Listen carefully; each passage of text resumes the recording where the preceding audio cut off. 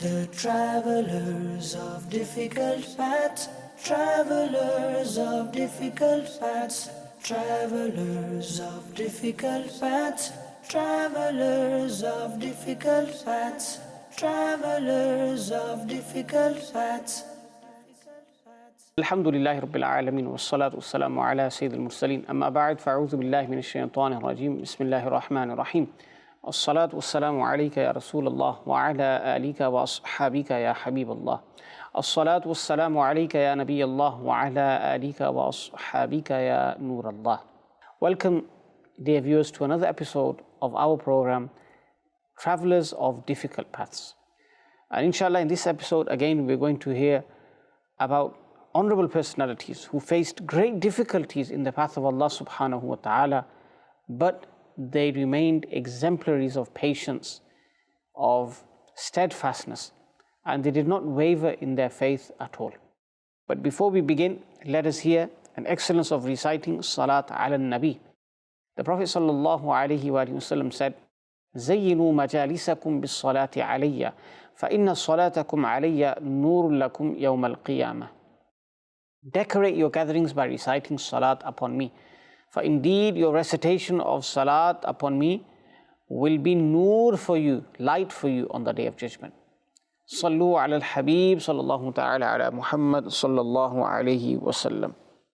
Sayyiduna Zakaria ala nabina wa alayhi salatu wassalam had reached old age, and at the same time he had no offspring, and he was desirous of having a child. He made dua in the court of Allah subhanahu wa ta'ala, رَبِّ لَا تَذَرْنِي فَرْدًا وَأَنْتَ خَيْرُ الْوَارِثِينَ. Oh my Lord, do not leave me alone, whilst you are the best of those who grant inheritors. Meaning he wanted a child, so Ya Allah, grant me or make me inherit a son. Now, Zakaria ala nabina wa alayhi salatu wasalam continued praying in the court of Allah subhanahu wa ta'ala, to the extent that it mentions the Quran. One day he entered the mihrab where Sayyidatuna Maryam radiyallahu anha would reside, where she would perform her worship. The mother of Sayyiduna Isa alayhi salam, Sayyidatuna Maryam radiyallahu ta'ala anha, she was under the guardianship of Sayyiduna Zakaria alayhi salam. He would look after her. When he entered the mihrab, Zakaria alayhi salam, the Quran states, كُلَّمَا دَخَلَ عَلَيْهَا زَكَرِيَّ الْمِحْرَابَ وَجَدَ عِنْدَهَا رِزْقًا. Whenever Sayyiduna Zakaria alayhi salam would enter the mihrab, he would find ripe fruit. He would find rizq with her. And rizq meaning fruit. And not any ordinary fruit, but fruits that were not even in season. That was the amazing thing. You couldn't find them in the city or elsewhere. So Sayyiduna Zakaria alayhi salam asked, Ya Maryam, anna laki hadha? Oh Maryam, tell me, where has this come from?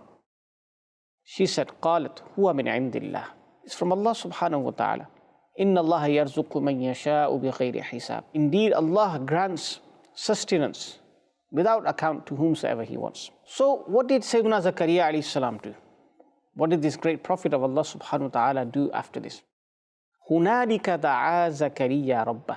The Quran tells us that very place where Sayyidatuna Maryam radiyallahu anha would receive this out-of-season fruit, where she would perform her ibadah, he prayed to Allah in that very same place. And he said, رَبِّ هَبْ لِي مِن لَدُنْكَ ذُرِّيَّةً طَيِّبَةً إِنَّكَ سَمِيعُ الدُّعَاءِ. Oh Allah, grant me a pious child, pious offspring.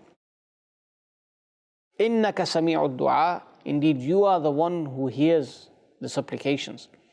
Now, when he had completed his dua and was engaged in ibadah, what happened? فَنَادَتْهُ الْمَلَائِكَةُ وَهُوَ قَائِمٌ يُصَلِّي فِي الْمِحْرَابِ. The angels of Allah subhanahu wa ta'ala called out to him whilst he was praying. وَهُوَ قَائِمٌ يُصَلِّي. Prophet Zakaria alayhi salam was praying in the mihrab. أَنَّ اللَّهَ يُبَشِّرُكَ بِيَحْيَا. When they called out to him, what did they say? They gave him glad tidings of Yahya, a son. مصدقا بكلمة من الله وسيدا وحسورا ونبيا من الصالحين. He will be a son who affirms the kalima of Allah, the word of Allah. He'll be a leader And hasur means somebody who is not inclined towards women. وَنَبِيًّا مِّنَ الصَّالِحِينَ, and a prophet from the righteous. Now, viewers of Madani Channel, before moving on, it's important to note here that Sayyiduna Zakaria alayhi salam, he's a prophet of Allah subhanahu wa ta'ala. And Sayyidatuna Maryam radiyallahu anha, she is a waliyah. She is a saint, but she's not a prophet. Now, what does Sayyiduna Zakaria alayhi salam do? He makes dua at the very same place as a waliyah, because he saw how she was accepted as well in the court of Allah subhanahu wa ta'ala. She would receive this out of season fruit. This was the blessing and mercy of Allah upon her. So in that very same place, he made dua, where a waliyah would perform worship. And he's a prophet of Allah. From this we learn that when we go to the mazarat, the resting places of the awliya Allah, and we consider them a means of gaining acceptance, our du'as being accepted in the court of Allah subhanahu wa ta'ala, then this is completely fine. There's nothing wrong with this. In fact, this is the sunnah of the Prophets alayhimus salam. As you've just heard, Sayyiduna Zakaria alayhi salam made dua there and his dua was accepted. And this is what we do.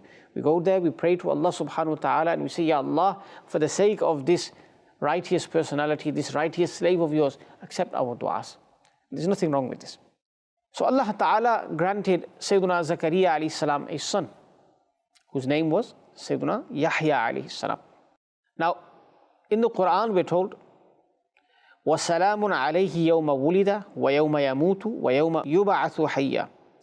Allah Ta'ala sends peace on the day that Yahya alayhi salam was born, the day he will pass away, and the day he will rise on the day of judgment, alive. Now here, a beautiful subtle point, that if there is peace on the day that Yahya alayhi salam is born, then why will there not be salam upon the day when the master of even Yahya alayhi salam was born, our Prophet Sayyiduna Muhammad sallallahu alayhi wasallam. Subhanallah.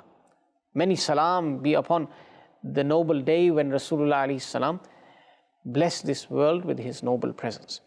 Now we just heard that Sayyiduna Yahya alayhi salam was blessed with many awsaf, noble qualities.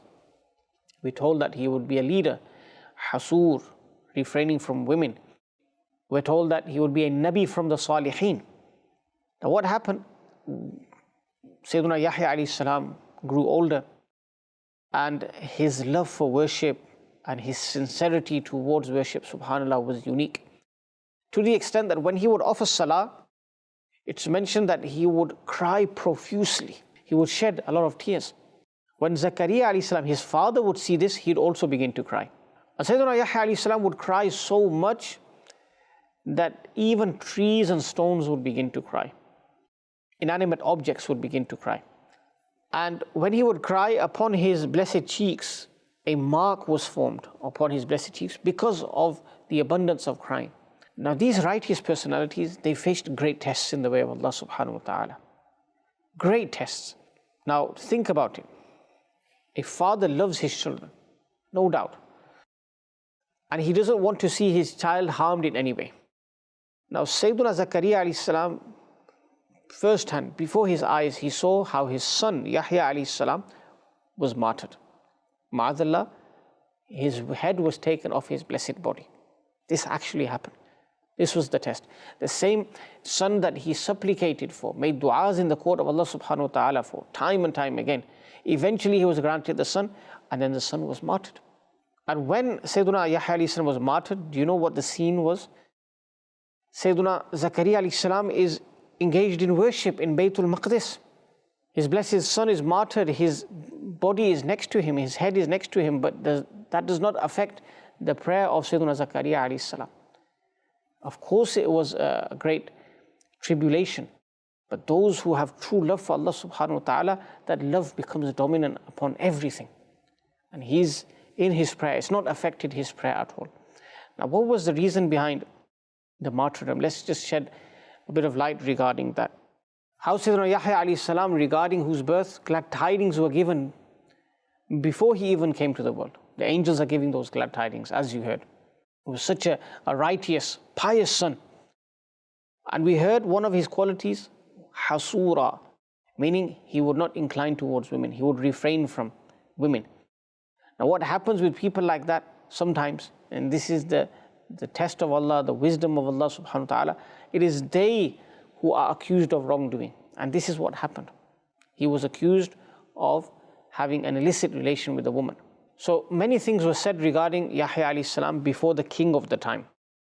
And the outcome of that discussion was that he needs to be, ma'adallah, killed, martyred. So a proposal was sent regarding performing nikah with a woman, a specific woman. Sayyiduna Yahya alayhi salam, when he received the proposal, he said, she is a promiscuous woman. She's an adulteress. I don't want to marry her. Now when that reached the woman, she was hurt by this. She was actually the king's brother's wife, but the king's brother had passed away. So his deceased brother's wife, ex-wife. So what did the woman do now? She sent the king's niece to the court, all done up, makeup, embellished, beautified. And whilst there in the court, ma'adallah, she was dancing and doing all sorts. The king became pleased with this. And when he became pleased with this, he said to her, what do you want? And in those days, when the king would say that, you were granted anything. Why? Because it was seen as a sign of weakness on the part of the king to say such a thing and not deliver it. So he said, whatever you want, tell me. And she said, as was told by her mother, she said, I want Sayyiduna Yahya alayhi salam to be killed. Ma'adallah. Obviously, her mother was angry that Sayyiduna Yahya alayhi salam has not accepted me in his marriage, the proposal that was sent. So she told her daughter, make sure you say this. She said, give me the head of Yahya alayhi salam. Now the king was someone who would take mashwara, consultation from Sayyiduna Yahya alayhi salam. So he was confused. On the one hand, he is a mushid, he's someone I take guidance from. I ask for his advice. On the other hand, they're telling me to take his life. What to do? In the end, the power of kingship went to his head and he decided to go through with the martyrdom of Sayyiduna Yahya alayhi salam. He said to the people, bring the head of Sayyiduna Yahya alayhi salam to me. So a person went to Sayyiduna Yahya alayhi salam and told him what the king had ordered. Sayyiduna Yahya alayhi salam said, do you know who I am? I'm a prophet of Allah. He said, I know that, but I'm majboor. I have no choice. The king has said this. He's commanded this. So that person, following the command of the king, ma'adallah, went ahead and martyred Sayyiduna Yahya alayhi salam. When Sayyiduna Zakaria alayhi salam finished his prayer and he saw his blessed son lying there, headless, beheaded, and then he realized that they're going to take my life now as well. So what did he do? He departed from there. He left that place. He was in Baytul Maqdis. He left the city and they followed him. Him being a prophet of Allah subhanahu wa ta'ala, a miracle occurred in that a tree split open for him when he asked, and he took refuge in that tree. Now the people came in search of him. They couldn't find him. Eventually Shaitan, he said to them that, look, there's a piece of clothing sticking out from this tree. So when it closed, there was a piece of clothing from the body of Sayyiduna Zakaria alayhi salam that was visible from the tree. He said, he's definitely in here. So ma'adallah, they chopped the tree in half as well. They severed the body of Sayyiduna Zakaria alayhi salam in half. Who are these personalities that I'm talking about and you're hearing about? These are great prophets of Allah. Salihin, Nabiyyam min as-Salihin. Sayyiduna Yahya alayhi salam is beheaded. Sayyiduna Zakaria alayhi salam's body is sawn in half. Allahu Akbar Kabira. Before I move on and I conclude this episode, when Sayyiduna Zakaria alayhi salam's son was being beheaded, was martyred, he continued his prayer as per normal. What do? We have food in front of us, we forgo our salah, we miss the salah. Yeah, there are certain conditions where if you're severely hungry, the fiqh books mention certain rulings where you can eat the food that is present, if it will lead to distraction in prayer. They're makhsoos surats, specific cases. But people be out in restaurants or on social media doing all sorts, and before you know it, the time for prayer has finished. So today the situation is different. People miss their salah for smallest of reasons. And here Sayyiduna Zakaria alayhi salam, his son, Sayyiduna Yahya alayhi salam, is martyred whilst he is performing salah. He does not move an inch. He does not waver. Now, these were true men of Allah subhanahu wa ta'ala, the Salihin. We should learn from their lives. There should be nothing that distracts us from our salah, our connection and our relationship with Allah subhanahu wa ta'ala. And as believers, we're told that we're going to be tested. There'll be tests in our life. The Quran says, أَحَسِبَ النَّاسُ أَن يُتْرَكُوا أَن يَقُولُوا آمَنَّا وَهُمْ لَا يُفْتَنُونَ. Do the people think that all they will do is say, I believe, and that's it? They won't be tested? Rather, they will be tested. They will face difficulty. They will face trial and hardship. This is to test their iman, to test how firm believers they are. So, this was the brief story of Sayyidina Zakaria alayhi salam, Sayyidina Yahya alayhi salam, the trials they faced, the difficulties they faced, but they were mountains of istiqamah, of steadfastness. May Allah Ta'ala, for their sake, grant us such istiqamah. Their lives ended with shahada, martyrdom. We ask Allah subhanahu wa ta'ala to make our lives worthwhile. May we use our life to serve the deen of Islam, just like our elders did. And in this way, when we leave the world, we won't have regrets. Trials will come, tribulations will be faced. But as believers, we have no fear. We have Allah subhanahu wa ta'ala, our master, our supporter. Insha'Allah ta'ala, with the will of Allah, we will pass all tests and we will come out as victorious. May Allah Jalla wa Ala accept what has been said and enable us to adopt it in our lives. Ameen. Bijahin Nabi al-Ameen. Sallallahu alayhi wa alihi wa sallam. The travelers of difficult paths, travelers of difficult paths, travelers of difficult paths, travelers of difficult paths, travelers of difficult paths.